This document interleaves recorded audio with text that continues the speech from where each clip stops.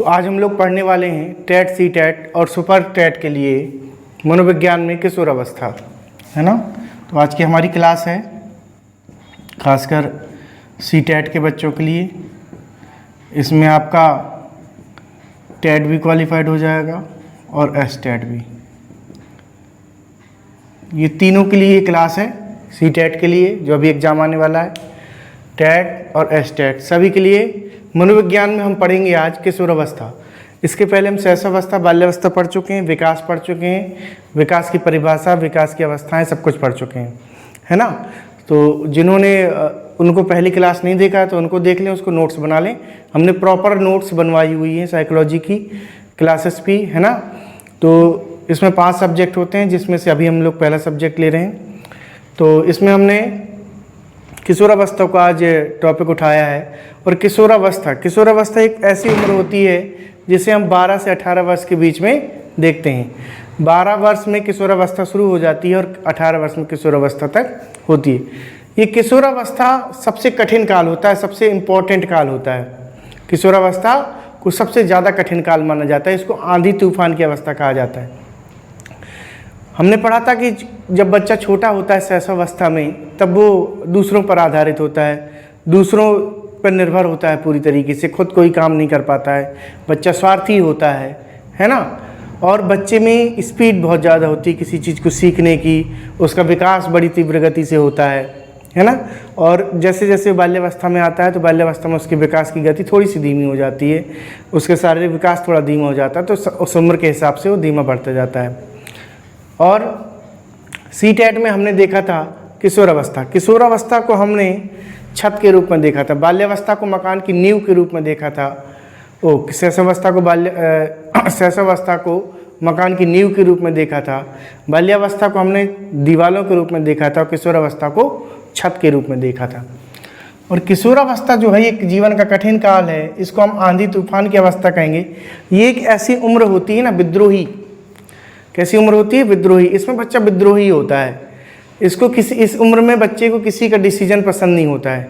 माँ बाप कुछ कहेंगे, टीचर्स कुछ कहेंगे, या फिर गार्जियन, रिलेटिव कुछ भी कहेंगे, दोस्त भी कुछ कहेंगे, तो हर चीज़ का ही विरोध करते हैं। इनको खुद से जब तक कोई चीज़ सही नहीं लगती, जब तक ये नहीं मानते हैं, और हर चीज़ का ही क्या होते हैं, एक विद्रोही अवस्था होती है। ग्रुप में चलते हैं दोस्तों के साथ, और बहुत सारी एनर्जी इस उम्र में होती है। ये एक तरीके से किशोरावस्था जो होती है, ये आपका निर्णायक समय है। इसी उम्र में, अभी तो बच्चा छोटा था बाल्यावस्था में, उसको इतनी सारी रिस्पॉन्सिबिलिटी नहीं थी। और एक उम्र होती है जब बच्चा बड़ा हो जाता है, युवावस्था में पहुंचता है, फिर वो कमाने लगता है, घर का खर्च चलाता है। लेकिन जो युवावस्था या प्रौढ़ावस्था में पहुंच करके इंसान कमाता है, या बिजनेस करता है, या फिर जॉब करता है ना, तो उससे कमा करके अपने घर को खर्च चलाता है। लेकिन जब आप बाल्यावस्था में थे, आप पढ़ाई कर रहे थे, ठीक है, बाल्यावस्था से युवावस्था के पहुंचने के बीच की जो कड़ी है वो किशोरावस्था है। और किशोरावस्था एक निर्णायक समय है। किस चीज़ का निर्णायक समय है? आपके जीवन के सबसे महत्वपूर्ण निर्णय का। ये अभी आपने बाल्यावस्था यानी कि बालक वाला जो जीवन था वो जी लिया, और बालक वाला जीवन जीने के बाद अब आती है आपकी जिम्मेदारियाँ। तो जिम्मेदारियाँ आपको जो घर की निभानी है, उसके लिए आपको करना क्या है जीवन में, जॉब करनी है कि बिजनेस करना है, तो इसका डिसीजन किशोरावस्था में ही लिया जाता है। किशोरावस्था में जिसने फिक्स डिसीजन ले लिया कि आपको ये करना है ना, या फिर उसके गार्जियन है, माता पिता, उनको फिक्स एक जो है कि एक लक्ष्य निर्धारित कर दिया, और उस लक्ष्य को पाने के लिए सब लोगों ने हेल्प करी या उसने खुद हेल्प करी, है ना, तो वो उस लक्ष्य को पा लेता है। तो ये डिसीजन मेकिंग वाला जो टाइम होता है किशोरावस्था, इस उम्र में हमें डिसीजन ले लेना चाहिए और उसके ऊपर ही वर्क करना चाहिए। तो ये कठिन काल होता है, बड़ा कठिन काल होता है। इसमें बच्चे की सोचने समझने की जो क्षमता होती है उसमें विकास होता है, और इसको हर चीज़ बड़ी जिज्ञासा से भरी हुई होती है इसके अंदर, है ना।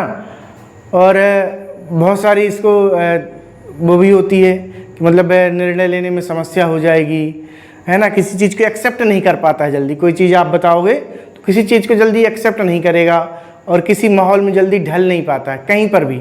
जो किशोरावस्था वाला एक उम्र होती है, इस उम्र में जो किशोर होता है वो जल्दी किसी माहौल में नहीं ढल पाता है ना। उसको माहौल में ढलने में बड़ी समस्या होती है, उसका अलग ही एक दुनिया होती है। तो इसीलिए इसको क्या कहा जाता है, कठिन काल या जटिल काल।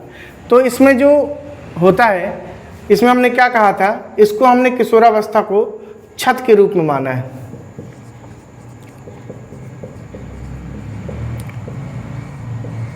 किशोरावस्था को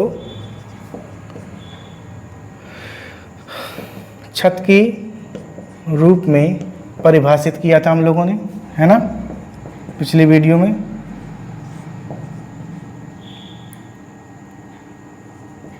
किशोरावस्था को किस में परिभाषित किया, छत के रूप में परिभाषित किया था, ठीक है। और किशोरावस्था के लिए जो सबसे महत्वपूर्ण जो हमारे वैज्ञानिक हैं, किशोरावस्था के ऊपर किसने सबसे ज़्यादा रिसर्च की है, तो वो है हमारे स्टेनली हॉल। स्टेनली हॉल वो वैज्ञानिक हैं जिन्होंने किशोरावस्था के ऊपर सबसे ज़्यादा रिसर्च करी है। इन्होंने किशोरावस्था को लेकर के बहुत इंपॉर्टेंट फैक्ट दिए हैं। तो देखते हैं इनके फैक्ट क्या क्या हैं। तो किशोरावस्था स्टेनली हॉल में इन्होंने दिया था 1904 में। 1904 में इन्होंने एक किताब लिखी थी। इनकी किताब का नाम है किशोरावस्था, ठीक है। इनकी किताब का नाम ही किशोरावस्था है, यानी कि इनकी सारी चीज़ें किस पर निर्भर हैं, किशोरावस्था पर है। सब कुछ किशोरावस्था पर ही ये सब कुछ समझाते हैं। स्टेनली हॉल जो हमारे वैज्ञानिक हैं, ठीक है, स्टेनली हॉल,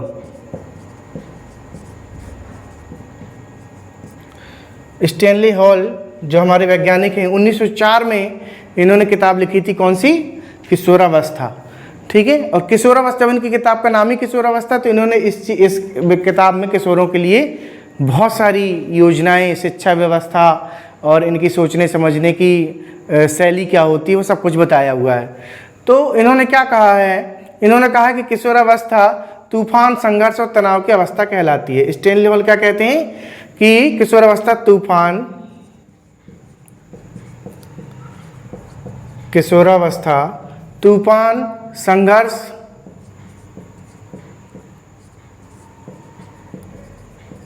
और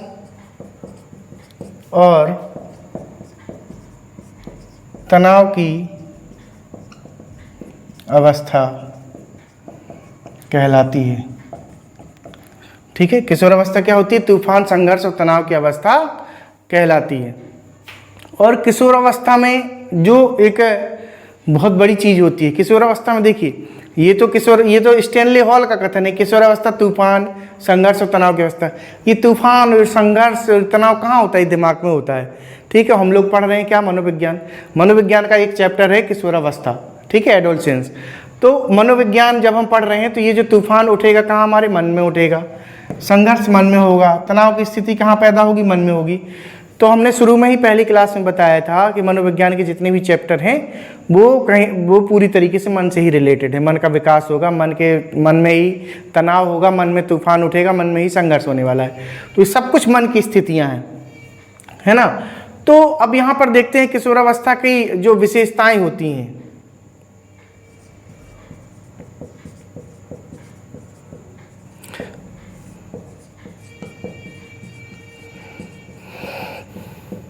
किशोरावस्था की विशेषताएं, किशोरावस्था में इस उम्र में क्या क्या विशेषताएं होती हैं। इस उम्र में ऐसी ऐसी चीज़ें होती हैं जो पूरे जीवन में कभी नहीं होती हैं। बाल्यावस्था में वो चीज़ें नहीं होती, वो युवावस्था में नहीं होती, वो वृद्धावस्था में नहीं होती। ये उम्र बहुत खास होती है, ये उम्र पूरे जीवन में सबसे खास काल है। इसीलिए आपने देखा होगा कि जो इंडियन आर्मी की भर्ती होती है, किसी भी आर्मी की भर्ती, उसमें किशोरों को ही लिया जाता है। उसमें बाल्यावस्था के किसी व्यक्ति को नहीं लिया जाता, उसमें युवावस्था किसी व्यक्ति को नहीं लिया जाता, उसमें प्रौढ़ावस्था किसी व्यक्ति को नहीं लिया जाता। तो इस सेना में किसकी भर्ती होती है, किशोरों की भर्ती होती है। किशोरों के अंदर बहुत ज़्यादा एनर्जी होती है और इनके अंदर सोचने समझने की क्षमता थोड़ी सी कम होती है ना। तो ये चीज़ थोड़ा सा हो सकता है आपको हजम नहीं हो रही हो, पचा ना रही हो, किशोरों के अंदर सोचने समझने की क्षमता नहीं होती। सेना में ऐसा ही इंसान चाहिए जिसकी सोचने समझने की क्षमता थोड़ी सी कम हो, ठीक है। वहाँ सोचने समझने वाला कोई काम ही नहीं है, वहाँ युद्ध करना है, वहाँ हमारे शारीरिक बल होना चाहिए, हमारे पास शारीरिक पावर और एक ट्रेंड होना चाहिए। हमें जो है कि जो हमारी सेना की तैयारी होती है उसमें ट्रेंड होना चाहिए, युद्ध लड़ने की कला में हमें ट्रेंड होना चाहिए।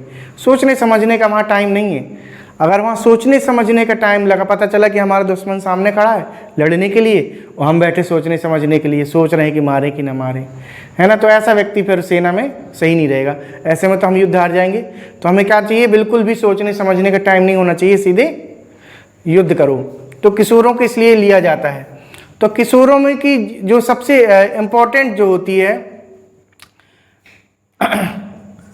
किशोरावस्था की जो सबसे खास बात है वो है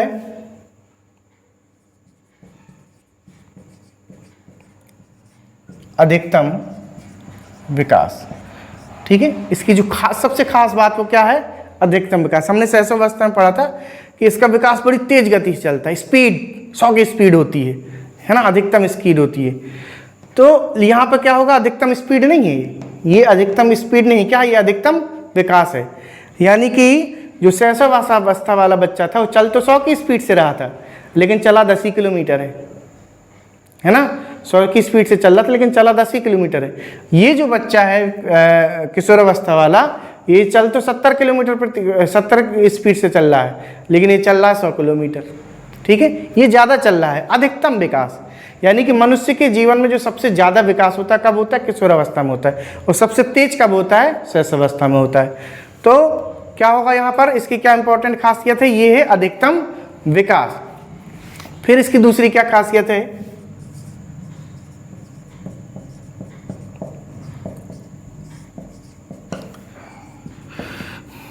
समायोजन का अभाव। किशोरावस्था वाला बच्चा जल्दी भी किसी से समायोजन नहीं कर पाता है, बड़ी समस्या होती है इसको समायोजन करने में, है ना।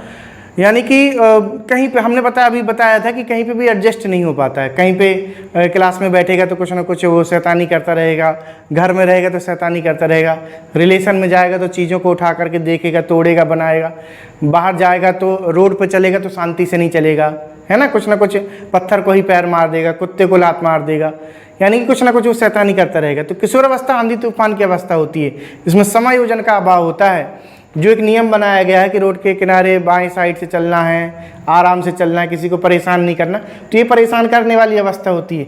ये सारे जो किशोरावस्था वाले बच्चे होते हैं इन नियम को फॉलो नहीं करते, ये दूसरों को परेशानी करते हैं। ठीक है, तो समायोजन का इनके अंदर क्या होता है, अभाव होता है। फिर इनके अंदर तीसरी सबसे बड़ी खासियत क्या होती है, दिवा स्वप्न। ये दिवा स्वप्न बहुत देखते हैं। दिवा स्वप्न का मतलब होता है दिन में सपने देखना, खुली आंखों से सपने देखना, खुली आंखों से सपने देखते हैं, है ना, बड़े बड़े सपने में ऐसा कर लूँगा, ये कर लूँगा, तो खुली आंखों से सपने देखना, बहुत सारी चीज़ों को सोचते हैं, सपने देखते हैं। तो खुली आंखों से जो सपने देखे जाते हैं वो क्या कहलाते हैं, दिवा स्वप्न। तो ये दिवा स्वप्न होता है। दिवा स्वप्न के अंदर इनके अंदर भावना होती है। फिर होती है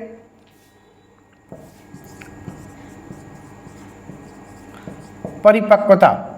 किशोरावस्था में इनके अंदर क्या होता है, परिपक्वता। परिपक्वता तो देखो बढ़ती जाती है, शैशवावस्था के बाद बाल्यावस्था में थोड़ी सी बढ़ेगी, शैशवावस्था थोड़ी ज़्यादा होगी, किशोरावस्था में और ज़्यादा हो जाती है।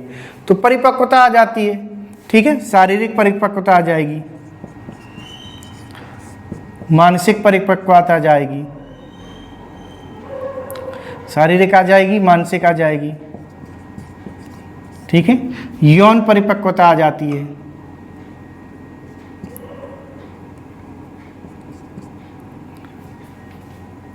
तो शारीरिक, मानसिक और यौन तीनों प्रकार से बच्चे कैसे हो जाते हैं, किशोरावस्था में परिपक्व हो जाते हैं।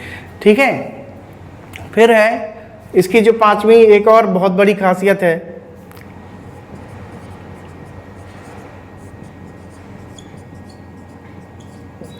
अपराध की तरफ झुकाव। क्या होता है, अपराध की तरफ। ये उम्र बड़ी खतरनाक होती है, इसमें बच्चा एक महान इंसान अगर किसी को बनना होता है तो इसी उम्र में उस दिशा में चल देता है, और किसी को बुरा इंसान जो बन जाते हैं वो भी इसी उम्र में बन जाते हैं, है ना। तो अपराध की तरफ झुकाव, अगर बच्चा गलत दिशा में चला गया तो अपराध की तरफ झुक जाएगा और आगे चल के एक बहुत बड़ा अपराधी बन जाता है। जैसे कि आपने नाम सुना होगा दुर्लभ कश्यप का, ठीक है, दुर्लभ कश्यप। दुर्लभ कश्यप एक 16 साल का लड़का था, ठीक है, एक 16 साल का लड़का था, यानी कि किशोरावस्था में था, एक किशोर था, और ये अपराध की तरफ इसका झुकाव हो गया। अपराध की तरफ झुकाव तब होता है जब पारिवारिक स्थिति में थोड़ा सा समायोजन ना हो पाए, है ना, तालमेल ना बैठे या फ्रेंड सर्कल में कहीं सही दिशा ना मिल पाए, ठीक है, गार्जियंस उसको सही दिशा ना दे पाए तो गलत दिशा की तरफ चला जाता है। तो सीधी सी बात है, सही दिशा जब नहीं मिलेगी तो गलत दिशा की तरफ जाएगा। चला गया था दुर्लभ कश्यप, और बहुत छोटी सी उम्र में इसको पुलिस ने पकड़ लिया था और अंत में ये मारा गया। आप सबको नाम सुना हुआ दुर्लभ कश्यप का, तो इसको उसी के मोहल्ले के कुछ लड़कों ने मार दिया था, है ना, छोटी सी उम्र में। इसकी और क्या खासियत होती है, जो सबसे बड़ी खासियत होती है वो है समाज सेवा की भावना। समाज सेवा की भावना, इसके अंदर समाज सेवा की भावना आ जाती है, यानी कि नेता बनने की भावना। ठीक है, ये नेता बनने की कोशिश करता है, यानी कि इसको ये लगता है कि मैं भी समाज के लिए कुछ करूं, दूसरों को देखेगा, प्रेरित होगा। जैसे जो लीडर होते हैं समाज के, या अपने ग्रुप में लीडर बन जाता है, जैसे 10-50 लोग इसके दोस्त हैं, 10 लोग हैं, तो उसमें लीडर बनने की कोशिश करेगा, ग्रुप का लीडर, कि ग्रुप का लीडर मैं हूँ, है ना। तो नेता बनने की कोशिश करेगा, लीडर बनने की कोशिश करेगा, एक समाज सेवा की भावना आ जाती है, सबकी मदद करने की भावना आ जाती है। ठीक, तो ये किशोरावस्था की सबसे क्या है, बहुत इम्पोर्टेंट बात है। और इसका हमने जो शुरू में बताया आपको, सबसे खास चीज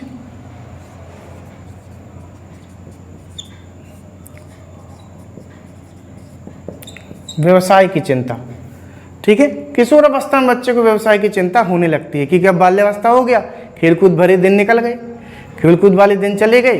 किशोर अवस्था एक निर्णायक समय है कि आपको सोचना है कि आगे भविष्य में क्या करना है। तो यहाँ पे क्या होने लगती है, व्यवसाय की चिंता होने लगती है। यानी कि इसमें देखो, ये जो वाक्य लिखा हुआ है, इसमें दोनों चीज़ आपकी आ जाती हैं। ये केवल वाक्य लिखा हुआ है, व्यवसाय की चिंता, यानी कि सीधी सीधी बात कहें तो अपनी अर्निंग की चिंता, चाहे वो जॉब से मिले चाहे व्यवसाय से मिले। ठीक है, तो इस उम्र में ये चिंता होने लगती है और इस उम्र में ये फैसला हमें ले लेना चाहिए। ठीक है, फिर है हमारा इसको, तो अब हम देखेंगे स्किनर के अनुसार।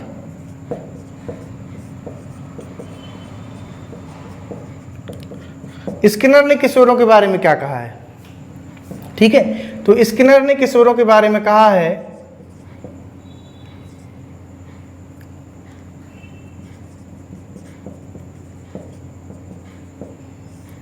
किशोरावस्था में बच्चे निर्णय नहीं कर पाते हैं। ठीक है, यानी स्किनर का मानना है कि किशोरावस्था के अंदर जो बच्चों का निर्णय लेने की जो क्षमता होती है वो थोड़ा कम होती है, निर्णय नहीं ले पाते हैं, है ना, इनको बड़ी समस्या होती है, स्किनर का मानना है। और सिगमंड फ्रायड किशोरों के बारे में क्या कहते हैं। सिगमंड फ्रायड किशोरों के लिए कहते हैं कि किशोरावस्था में बच्चे के अंदर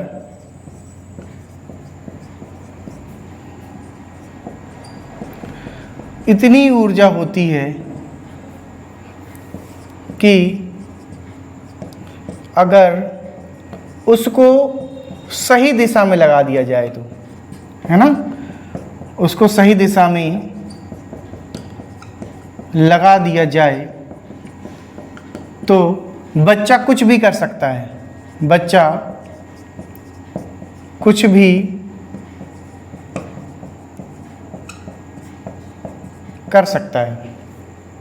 ठीक है, तो सिगमंड फ्रायड हमारे क्या कहते हैं कि किशोरावस्था में बच्चे के अंदर इतनी ऊर्जा होती है कि अगर बच्चे को उसको सही दिशा में लगा दिया जाए तो बच्चा कुछ भी कर सकता है ना।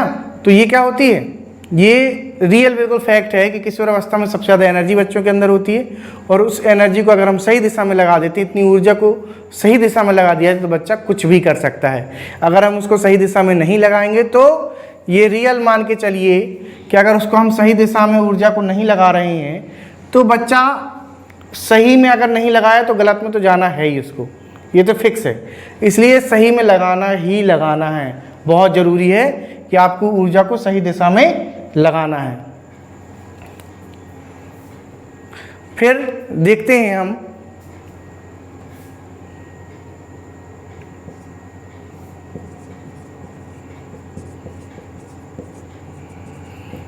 किशोरावस्था में बच्चों के मार्गांतरीकरण के लिए उनको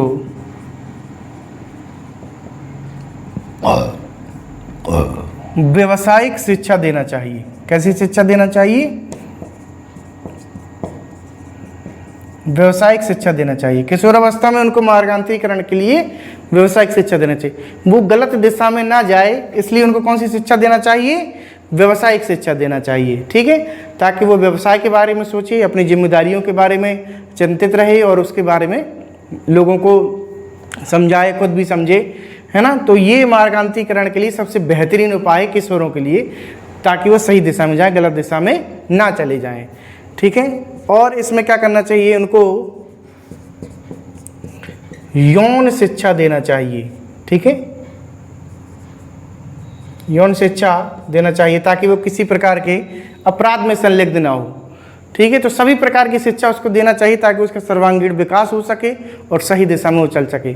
बहुत खतरनाक आयु, जैसे कि आपने कई मूवीज़ में देखा होगा ना कि एक जब घोड़ों को कंट्रोल किया जाता है तो कैसे होते हैं? बड़ी मुश्किल से कंट्रोल होते हैं। कई घोड़े तो ऐसे होते हैं बड़े आराम से कंट्रोल होते हैं, कई होते हैं बड़ी मुश्किल से कंट्रोल होते हैं। तो किशोरावस्था वही एज है जो समझ लो कि जिस घोड़े को सबसे ज़्यादा मेहनत लगती है कंट्रोल करने में, बड़ी मुश्किल से काबू में आता है।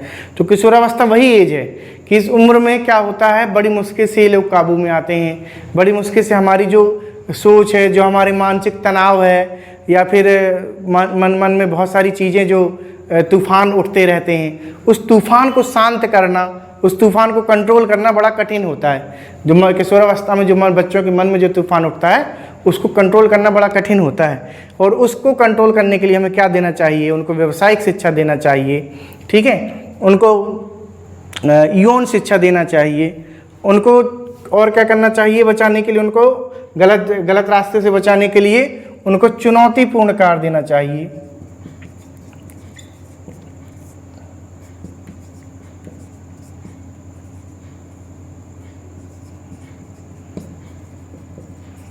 उनको क्या करना चाहिए? चुनौतीपूर्ण कार्य देना चाहिए कि तुम ऐसा कर लो, ये सारी चीज़ उनको एक्सरसाइज के लिए चुनौती दो, उनको पढ़ने के लिए चुनौती दो, उनको सामाजिक कार्यों के लिए चुनौती दो। तो उनको एक चुनौतीपूर्ण कार्य देना चाहिए, क्योंकि ये उम्र तूफान की अवस्था होती है। उनको चुनौती पसंद होती है, कोई उनको चैलेंज करे बड़ा पसंद होता है। तो उनको अच्छी चीज़ों के लिए चैलेंज दे दो ताकि उसमें वो लग जाएं और उसकी जो अच्छी ऊर्जा है, उसकी जो एनर्जी है वो सही दिशा में चली जाए। तो उनको चुनौती भरे कार्य देना है। और बच्चे को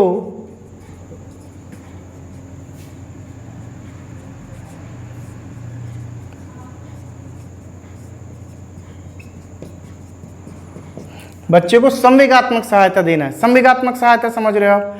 संवेगात्मक सहायता का मतलब होता है कि जैसे बच्चे बड़ी जल्दी गुस्सा हो जाते हैं, क्रोधित हो जाते हैं, बड़ी जल्दी डर जाते हैं, है ना, और बड़े जल्दी किसी के ऊपर भरोसा कर लेते हैं। तो इन सब चीज़ों से बचना है। छोटी छोटी बातों पर गुस्सा नहीं होना, गुस्से को कैसे कंट्रोल करना है। छोटी छोटी बातों पर जो है कि अपने दिमाग को अपसेट नहीं करना है ना। तो घबराना नहीं है। छोटी सी परेशानी आ गई तो घबरा जाते हैं। तो छोटी छोटी परेशानियों को लेकर घबराना नहीं है, छोटी चीज़ में गुस्सा नहीं करना है। ठीक है, तो ये सारी चीज़ें जो क्रोध करना है बच्चे का, जो बड़े जल्दी क्रोध करते हैं, एडजस्ट नहीं होते हैं, छोटी छोटी बातें उनको सहन नहीं होती हैं। ठीक है, पेशेंस नहीं होता उनके अंदर, धैर्य नहीं होता है किसी चीज़ को लेकर के। किशोरावस्था में खासकर उनको किसी चीज़ को धैर्य नहीं होता, बड़ी जल्दी जो चीज़ चाहिए बड़ी जल्दी चाहिए, स्पीड में होना चाहिए सारे काम, है ना। तो वो धैर्य उनके अंदर आ जाए, पेशेंस उनके अंदर आ जाए, तो ऐसी शिक्षा उनको देना चाहिए। तो जो धैर्य होता है, जो पेशेंस बच्चे के अंदर पैदा होता है, उसी को कहते हैं संवेगात्मक सहायता। तो बच्चे को जब हम संवेगात्मक सहायता करते हैं तभी उसके अंदर ये सारी चीज़ें आती हैं, ताकि बच्चा अपने क्रोध पर नियंत्रण कर सके, अपने पेशेंस रखे थोड़ा सा, है ना। फिर है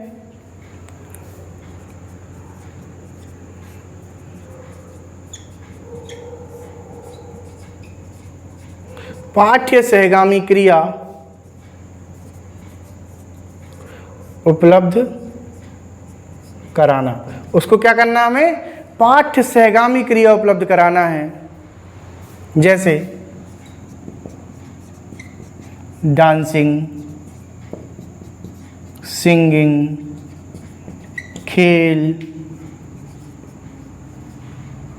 स्काउट, एनसीसी, ठीक है, ये सारी चीज़ें। फिर उसको क्या करना है, निर्देशन और परामर्श।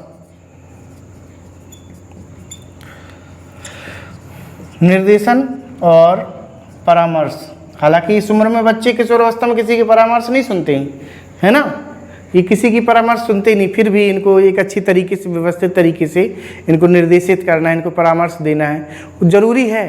भले ना सुने लेकिन हमें उनको सही दिशा दिखाना है, ताकि धीरे धीरे वो समझ जाएं कि हाँ ये ऐसा होता है, ठीक है। तो उनको क्या करना है, निर्देशन और परामर्श की उनको ज़रूरत होती है। फिर उनको क्या करना है, एक जो सबसे खास होता है, रुचिकर पाठ्यक्रम उपलब्ध कराना। उनको क्या करना है, रुचिकर पाठ्यक्रम उपलब्ध कराना है, ताकि उनकी पढ़ने में रुचि है। ये वो उम्र है किशोरावस्था जो आपको एक सही दिशा और गलत दिशा में निर्णय लेने का समय है, ठीक है। तो इस उम्र में बहुत ज़्यादा बच्चों को ध्यान रखने की ज़रूरत है, ताकि वो गलत दिशा में ना जाएं, कहीं गुटखा खाना ना सीख जाएं, दारू पीना ना सीख जाएं, या जुआ खेलना ना सीख जाएं, या किसी भी गलत तरीके के आपराधिक कार्यों में संलिग्ध ना हो जाएं। तो इन सब चीज़ों में क्या करना है, यही वो उम्र होती है जब बच्चे की ध्यान देने की ज़रूरत है। बच्चा अगर गुटखा खाना सीखता है, दारू पीना सीखता है, या जुआ खेलना सीखता है, तो यही वो उम्र होती है किशोर अवस्था। इस उम्र में जो बच्चे दारू पीना सीख गए, गुटखा खाना सीख गए, तो वो पूरा जीवन भर छोड़ नहीं पाते हैं, उसके जाल में फंसे रहते हैं, गुटखे के जाल में फंस जाएंगे, दारू के जाल में फंस जाते हैं। तो ये नशे का जो जाल है, ये इतना खतरनाक जाल होता है कि इसमें एक बार जो फंस गया तो निकलना मुश्किल हो जाता है ना। तो किशोरावस्था में बच्चे सबसे ज़्यादा कब फंसते हैं, किशोरावस्था में। तो इस उम्र में हमें बच के चलना है। जो इस उम्र में बच गया, इस नशे भरे जीवन से जो इस उम्र में बच गया, तो वो सारे जीवन के लिए बच गया, वो फिर कभी जीवन में नशा नहीं करेगा। तो यहाँ जो जाल में फंस गया नशे के, तो वो करता रहेगा, वो फिर एक बार नशा हो गया। और जब आदमी को क्या होता है, जब नशा हो जाता है, नशे का काम क्या है, जो नशा आदमी करता है, दारू पीता है या फिर गुटखा खाता है, कुछ भी नशा करता है, तो नशे का काम क्या होता है, नशे का सिर्फ इतना काम है कि हमारे दिमाग को स्विच ऑफ कर देता है। जो हमारा दिमाग है उसको कुछ देर के लिए क्या करता है, बंद कर देता है। जब हमारा दिमाग बंद हो गया, दिमाग काम ही नहीं कर रहा है ना, तो जब हमारा दिमाग ही काम नहीं कर रहा, तो हम जाहिर सी बात है गलत काम भी करेंगे, क्योंकि हमारा दिमाग तो उस समय बंद है। तो इसीलिए शराब पीने के बाद आदमी गलत काम करता है ना। नशा, कोई भी नशा करने के बाद आदमी आराम से गलत काम कर देता है। क्यों, उस समय आपका दिमाग काम ही नहीं कर रहा, दिमाग तो बंद है। जो आपने नशा किया उसने दिमाग को बंद कर दिया है। तो यही वो उम्र होती है जहाँ हमें इन चीज़ों से बचना है और बच्चे को सही रास्ते पर लेके जाना है।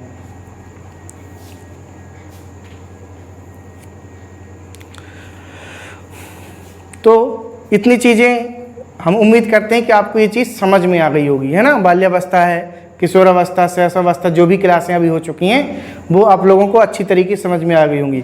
और इसमें भी अगर आपको कहीं डाउट हो तो आप हमसे कमेंट बॉक्स में पूछ सकते हैं कि यहाँ पर ये चीज़ हमें समझ में नहीं आई है, ठीक है। तो ये बहुत ही इंपॉर्टेंट क्लास है। अगली क्लास में हम पढ़ेंगे मूल प्रवृत्ति और संवेग, इनके बारे में पढ़ेंगे कि क्या होती है ना। तो इस क्लास को आप नोट्स बना लें, रजिस्टर लेके बैठें, इसको नोट डाउन कर लें पूरा। और जो टेट सीटेट सुपर टेट की तैयारी कर रहे हैं उनके पास ये वीडियो भेज दें, शेयर कर दें वीडियो को ज़्यादा से ज़्यादा, है ना। और चैनल को सब्सक्राइब कर लें ताकि अगली वीडियो की जो नोटिफिकेशन आपको मिल जाए। तो जैसे ही इसका एग्ज़ाम हो जाएगा सीटेट का, तो उसके बाद ये सारी क्लासेस मनोविज्ञान की चलने के बाद, मनोविज्ञान की सारी क्लास चलेंगी। मनोविज्ञान की क्लासेस चलने के बाद आपकी चलेगी मैथ की क्लास, इसी चैनल पर चलेगी, मैथ की क्लास चलेगी। और इसमें फिर आपका जीएस चलेगा, करंट, और ये सारी चीज़ें क्लासें, यानी कि पूरा जो सुपर टेट का सिलेबस है, टेट सी टेट और सुपर टेट का तब पूरा जो हम लेकर के चलेंगे। तो सुपर टेट में आपका जीके जीएस है, मैथ, रीजनिंग, करंट जो भी है वो सब कुछ हम कवर करेंगे, है ना। तो पूरी तैयारी इसमें सुपर टेट तक की होने वाली है, इसलिए आप चैनल को क्या करें, सब्सक्राइब कर लें ताकि आपकी नोटिफिकेशन बन जाए, समय पर आपके नोट्स कंप्लीट हो जाएंगे।